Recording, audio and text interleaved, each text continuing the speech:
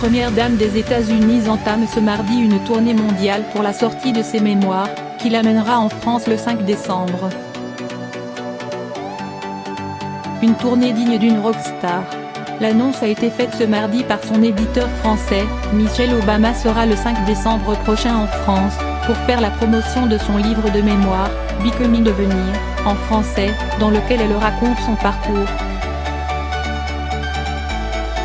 L'ouvrage de 426 pages, qui est sorti simultanément dans plusieurs pays, dont la France, ce 13 novembre, et a déjà été traduit dans une trentaine de langues, est d'ores et déjà présenté comme l'événement littéraire de l'année outre-Atlantique.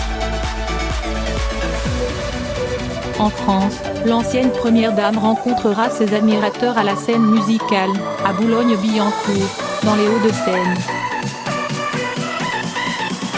Plus de 4000 personnes sont attendues, et devront débourser de 54 à 99 € pour espérer voir leur idole américaine. Une tournée signée Live Nation. Cet événement parisien s'inscrit dans la large tournée promotionnelle mise en place pour accompagner la sortie de Becoming, qui débute dès ce mardi. Orchestré par Live Nation, le tout-puissant promoteur et organisateur de spectacles américains, que l'on retrouve derrière les concerts de Madonna, U2 ou Beyoncé, cette tournée n'a rien de la paisible séance de dédicace en librairie, mais adopte en revanche tous les codes de celle d'un groupe de rock ou d'une star de la pop. Du jamais vu pour une sortie littéraire. Aux États-Unis, Michelle Obama s'arrêtera dans 10 grandes villes, à commencer par Chicago, dans l'Illinois, le fief des Obama, ce mardi soir. L'épouse du 44e président américain doit s'y produire au sein de l'arène de l'équipe des Chicago Bulls, le United Center, d'une capacité de près de 21 000 places. 3 capitales européennes sont également prévues à l'agenda. Les prestations de Michelle Obama ont été pensées comme des conversations avec plusieurs célébrités, parmi lesquelles la vedette de la télévision américaine Oprah Winfrey, l'écrivaine nigériane Chimamanda Ngozi Adichie ou encore l'actrice Sarah Jessica Parker, qui l'interrogeront sur son livre.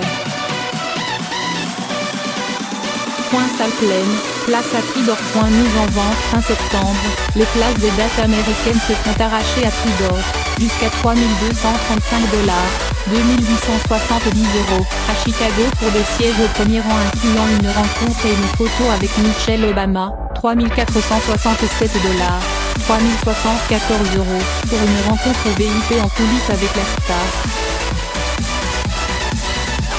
Les places les moins chères restantes montent tout de même à 217 $, 192 €, tandis que les billets à 30 $ ont été épuisés dès les premières heures de mise en vente.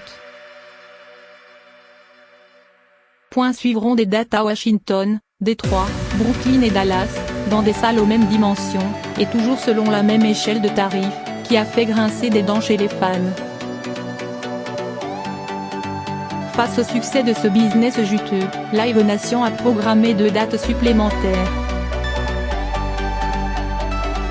10% des billets seront toutefois offerts à des écoles et des organisations caritatives. Quant aux ventes des livres, elles devraient elles aussi atteindre des records. Outre-Atlantique, Becoming est d'ores et déjà annoncé comme la plus grosse vente de l'année. L'idole des Américains. 2 ans après le départ du couple Obama de la Maison Blanche, la popularité de Michelle Obama, qui a toujours été très forte, semble atteindre une forme d'apothéose. Du statut d'idole des Américains, l'ancienne avocate est aujourd'hui passée à celui de star, ce que vient confirmer cette tournée sans commune mesure pour une épouse d'ex-président. Dans son livre, dont les bonnes feuilles ont été publiées dans la presse, l'ex-première dame se dévoile, revenant notamment sur sa rencontre avec Barack Obama, leur difficulté à avoir des enfants, mais livre aussi sa vision de la politique et la façon dont elle a vécu la fulgurante ascension de son mari. Elle ne manque pas non plus d'égratigner Donald Trump, à qui elle assure n'avoir jamais pardonné la fausse rumeur autour du lieu de naissance de son époux.